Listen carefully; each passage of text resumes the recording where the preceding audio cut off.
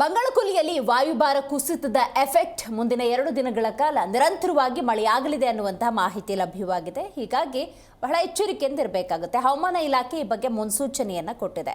ಕೆಲವೊಂದು ಕರ್ನಾಟಕದ ಭಾಗಗಳಲ್ಲಿ ಯೆಲ್ಲೋ ಅಲರ್ಟ್ ಅಂತ ಹೇಳಿ ಘೋಷಣೆ ಮಾಡಲಾಗಿದೆ. ಹಾಸನ ಈ ಭಾಗದಲ್ಲಿ ಯೆಲ್ಲೋ ಅಲರ್ಟ್.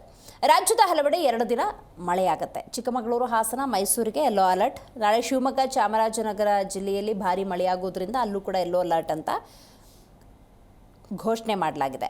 ರಾಜ್ಯದ ಹಲವು ಕಡೆ ಮಳೆಯ ಸಾಧ್ಯತೆ ಇದೆ. ಬೆಳಂಬೆಳಗ್ಗೆ ಬೆಂಗಳೂರಿನಲ್ಲೂ ಕೂಡ ತುಂತುರು ಮಳೆಯಾಯಿತು ಹಲವು ಕಡೆ.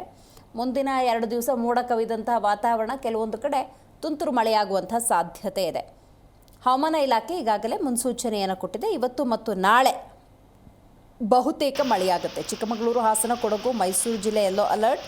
ದಕ್ಷಿಣ ಒಳನಾಡು ಹಾಗೆಯೇ ಕರಾವಳಿಯ ಕೆಲ ಜಿಲ್ಲೆಗಳಲ್ಲಿ ಗುಡುಗು ಸಹಿತ ಮಳೆಯಾಗುವಂಥ ಸಾಧ್ಯತೆ ಇದೆ.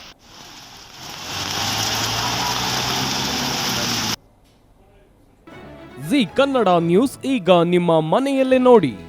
ಎಲ್ಲ ಕೇಬಲ್ಗಳಲ್ಲಿ ಈಗ ಲಭ್ಯ.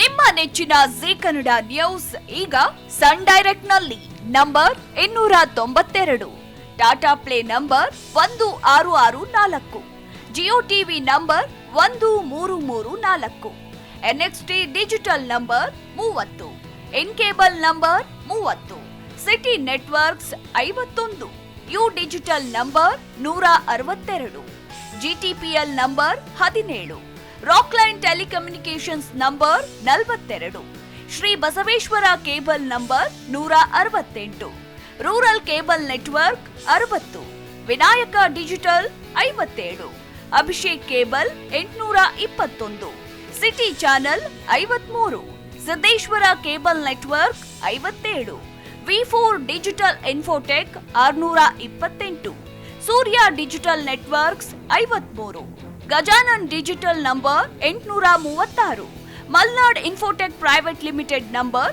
56, Metrocast number 830, victory digital number 167ರಲ್ಲಿ ನೋಡಿ ಆನಂದಿಸಿ.